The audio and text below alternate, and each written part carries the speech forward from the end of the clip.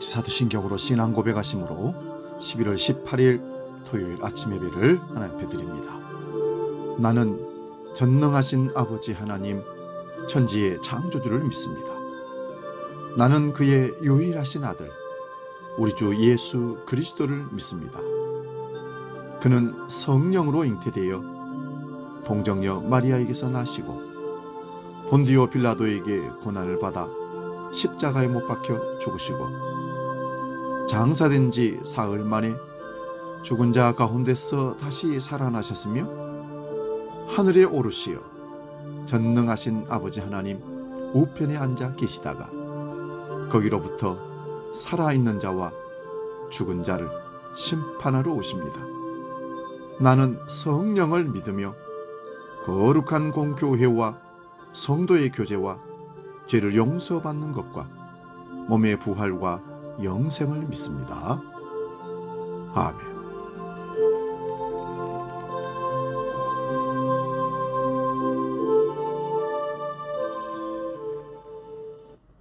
찬송가 290장 우리는 여전히 주님을 늘 배반하나 함께 찬송합니다.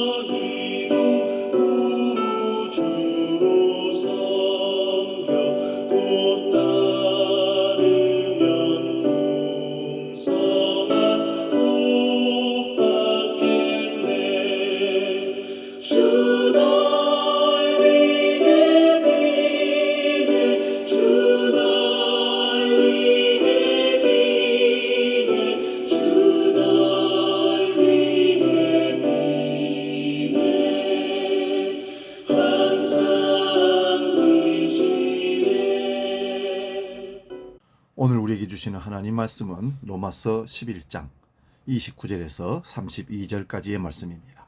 신약성경 256면에 있습니다. 이 말씀 봉독할 때에 살아계신 주님의 음성을 들을 수 있기 바랍니다. 로마서 11장 29절에서 32절의 말씀 지금 봉독합니다. 하나님의 은사와 부르심에는 후회하심이 없느니라. 너희가 전에는 하나님께 순종하지 아니하더니 이스라엘이 순종하지 아니하므로 이제 궁유를 입었느니라.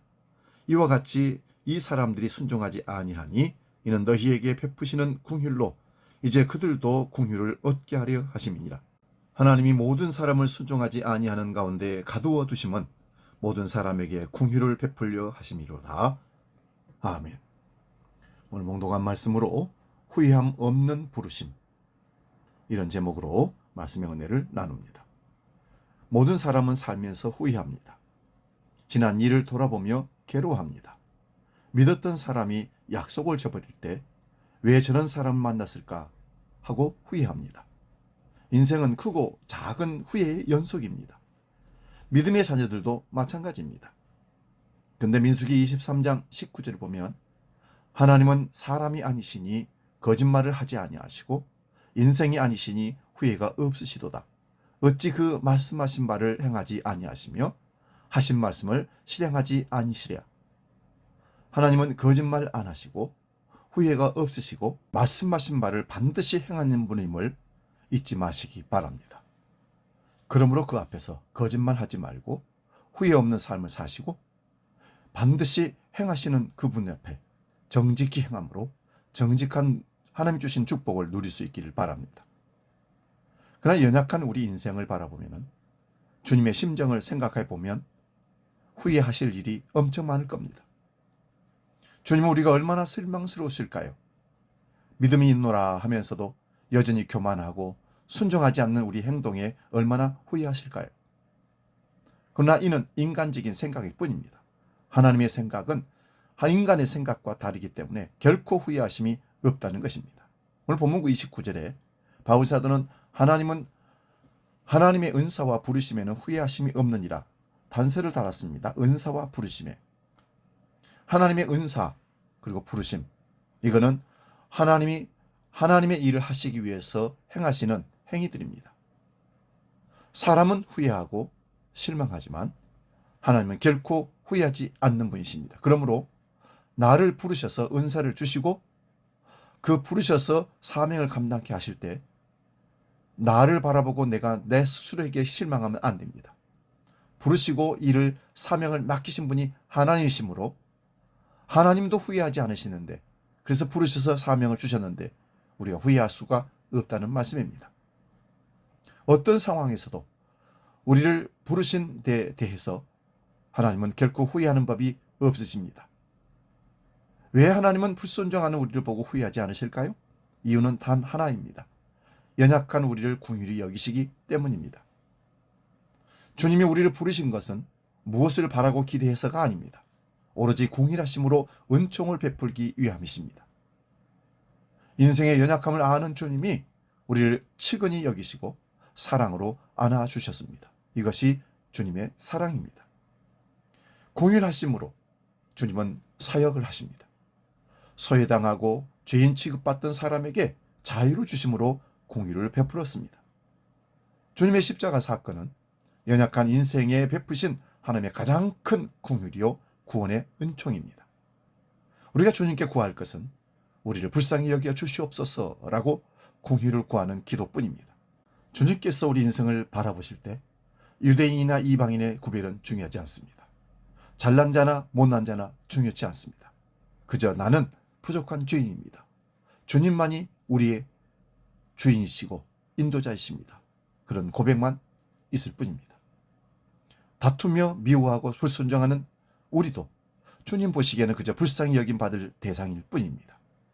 하나님의 지혜와 지식의 풍성함은 연약한 우리 인생이 다 알 수 없고 그 긍휼하심의 깊이도 다 알고 경험할 수가 없습니다.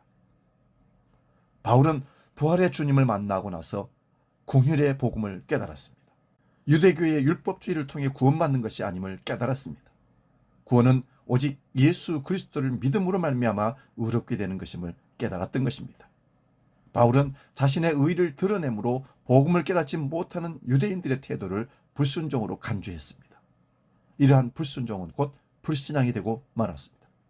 그런데도 놀라운 것은 주님은 그 불순종과 불신앙마저도 구원의 기회로 삼는 분이라는 사실 기억하시기 바랍니다. 우리는 하나님의 구원의 섭리 가운데 예수 그리스도를 바라보아야 됩니다. 주님은 오늘도 연약한 우리를 부르시고 은사를 주십니다. 우리는 은총의 하나님, 공의의 하나님으로 인해 날마다 감사하며 살아가야 됩니다. 불순종과 불신앙을 정당화하고 주님의 은혜를 값싼 은혜로 만들지 마시기 바랍니다. 자신의 의를 드러내려고 남을 비난하는 어리석음을 우리는 버려야 합니다. 참된 신앙과 순종의 길을 걸어가야 합니다. 사랑하는 여러분, 주님을 본받아 공의의 삶을 살아내시기 바랍니다. 아무리 세상에 불순종과 불신앙이 판을 친다 해도 흔들리지 마시고 공의의 주님을 바라볼 수 있는 믿음을 가지시기 바랍니다. 그리하면 모든 지각에 뛰어나신 주님의 은혜와 평강이 그리스도 예수 안에서 우리의 마음과 생각을 지키실 겁니다. 마음과 생각을 지켜주심으로 믿음으로 승리하는 믿음의 삶을 살도록 우리를 축복하신다는 말씀입니다. 기도하겠습니다. 살아계신 아버지 하나님, 우리는 인생이기에 연약한 육체를 갖고 있기에 늘 후회함이 있는 삶을 살 수밖에 없습니다. 그러나 이렇게 부족한 우리를 부르신 하나님의 부르심에는 결코 후회함이 없으시고 은사와 부르심에 항상 하나님은 오르셨습니다. 우리는 비록 연약하고 부족해서 하나님의 궁휼만을 바라봅니다. 그럴 때도 주님은 우리를 사랑하시고 온전케 하시며 우리를 인도하심을 믿습니다. 이제는 주기도로 함께 기도합니다. 하늘에 계신 우리 아버지, 아버지의 이름을 거룩하게 하시며 아버지의 나라가 오게 하시며 아버지의 뜻이 하늘에서와 같이 땅에서도 이루어지게 하소서. 오늘 우리에게 일용할 양식을 주시고 우리가 우리에게 잘못한 사람을 용서하여 준 것 같이 우리 죄를 용서하여 주시고 우리를 시험에 빠지지 않게 하시고 악에서 구하소서. 나라와 권능과 영광이 영원히 아버지의 것입니다. 아멘.